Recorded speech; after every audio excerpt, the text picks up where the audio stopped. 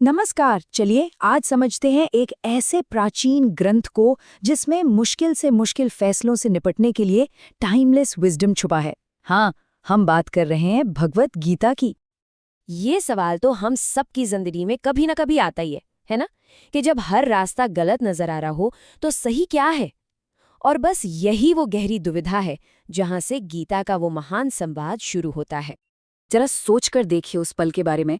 एक तरफ आपका कर्तव्य है, आपका धर्म, और दूसरी तरफ वो लोग जिन्हें आप सबसे ज्यादा प्यार करते हैं, आपके अपने गुरु, आपके भाई, आपके दोस्त। अर्जुन के लिए ये एक नामुमकिन चुनाव था। तो चलिए थोड़ा और गहराई में जाकर समझते हैं उस असली संघर्ष को जहां से ये सारी फिलोसॉफिकल बातचीत शुरू होती है। तो यहाँ हम देखते हैं वो पल जब अर्जुन पूरी तरह से टूट जाते हैं। ये सिर्फ एक लड़ाई नहीं थी, ये उनके धर्म यानी उनके कर्तव्य का संकट था। क्या अपने ही लोगों से लड़ना उनका धर्म हो सकता है? इसी एक सवाल ने उनके मन को शोक और कंफ्यूजन से भर दिया था। और बस यहीं से कहानी एक बहुत ही दिलचस्प मोड़ लेती है। उनके सारथी और मार्गदर्शक कृष्ण अपनी सलाह की शुरुआत किसी युद्ध की रणनीति से नहीं करते, बल्कि वो तो असलियत, रियलिटी की प्रकृति से करते हैं। कृष्ण जो सबसे पहली बात कहते हैं वो अर्जुन के जीवन और मृत्यु को देखने के पूरे नजरिए को ही हिलाकर रख देती है। वो समझाते हैं कि जिसे अर्जुन मारने से डर रहे हैं वो तो बस एक बाहरी खौल है। जैसे हम पुराने कपड़े बदलते हैं, ठीक वैसे ही आत्मा भी शरीर बदलती है। तो यहाँ पे जो मेन आइडिया है वो ये है, कृष्ण फिजिकल बॉडी और इटर्नल सोल यानी आत्मन के बीच एक साफ लकीर खींचते हैं। जैसा कि गीता कहती है, नैनम छिंदंती शस्त्राणी, आत्मा को न शस्त्र काट सकते हैं न आग जला सकती है। ये अविनाशी है, हमेशा हमेशा रहने वाला तत्व है। तो अब इस नई अंडरस्टैंडिंग के साथ कृष्ण अर्जुन को रास्ता दिखाते हैं। वो उन्हें 3 ऐसे रास्ते या योग बताते हैं जो आपस में जुड़े हुए हैं और सही एक्शन लेने में मदद करते हैं। तो पहला रास्ता है कर्मयोग। इसे ऐसे समझिए, जैसे एक डॉक्टर अपना पूरा ध्यान मरीज के इलाज पर लगाता है, इस बात की चिंता किए बिना कि उसे तारीफ मिलेगी या नहीं।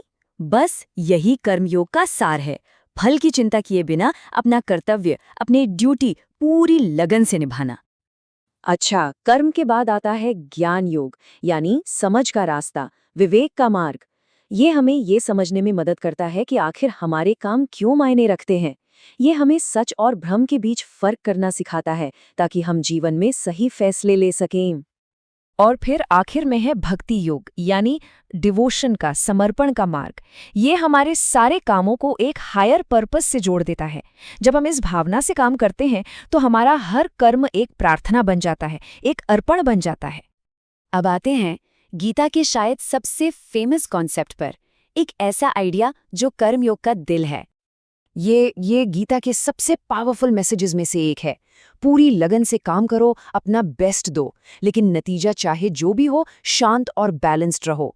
गीता इसे कहती है समत्वम योग उच्यते, यानी मन का ये बैलेंस, यही सच्चा योग है। और जब काम इदम न मम यानी ये मेरा नहीं है, इस भावना से किया जाता है ना, तो हमारा ईगो, हमारा मैं बीच में नहीं आता। तब कोई भी काम, चाहे वो घर की सफाई हो या देश चलाना, वो लोक कल्याण के लिए किया गया एक पवित्र कर्तव्य बन जाता है। ये काम को पूजा बना देता है।